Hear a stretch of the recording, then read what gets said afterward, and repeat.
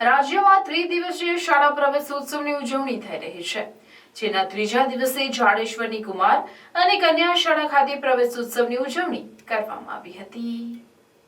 શાળા પ્રવેશોત્સવમાં મુખ્ય મહેમાન પદે જિલ્લા આંકડા અધિકારી મેહુલભાઈ પટેલ, તાલુકા પંચાયત પ્રમુખ કૌશિકભાઈ પટેલ, જિલ્લા પંચાયત સભ્ય શૈલાબેન પટેલ, તાલુકા પંચાયત સભ્યો અરવિંદભાઈ વાઘેલા, વિપુલભાઈ પટેલ, ગ્રામ પંચાયત વહીવટદાર સ્વરાજભાઈ પટેલ સહિત વિવિધ સંસ્થાઓના દાતાઓ ઉપસ્થિત રહ્યા હતા, જેઓના હસ્તે બાળકોને શૈક્ષણિક કીટનું વિતરણ કરી શાળામાં આવકારવામાં આવ્યા હતા।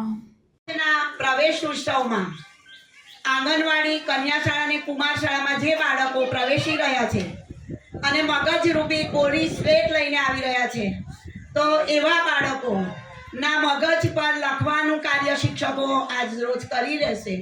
તેવા બાળકો એમના જીવનમાં ખૂબ જ પ્રગતિ કરે, આગળ વધે અને તેમના માતા પિતાનું અને સ્કૂલનું પણ નામ રોશન કરે, એવી આજના પ્રસંગે પરમ કૃપાળુ પરમાત્માને પ્રાર્થના કરું છું। શિક્ષણ દરેક વ્યક્તિના જીવનમાં મહત્વનું અંગ છે। શિક્ષણ દ્વારા વ્યક્તિ પોતાનો તો વિકાસ કરે છે, પોતાના પરિવારનો પણ વિકાસ કરે છે અને દેશના વિકાસમાં પણ મહત્વનો ફાળો આપી શકે। એટલે શિક્ષણ ખૂબ જ અગત્યનું છે।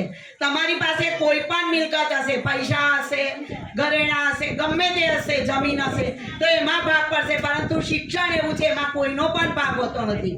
એટલે તો આપણે કહીએ છીએ કે બુદ્ધિ કોના બાપની છે, કહીએ છીએ ને આપણે બધા। તો આપણે બધાએ શિક્ષણ તો લેવું છે ને, તો તમે આગળ વધશો ને।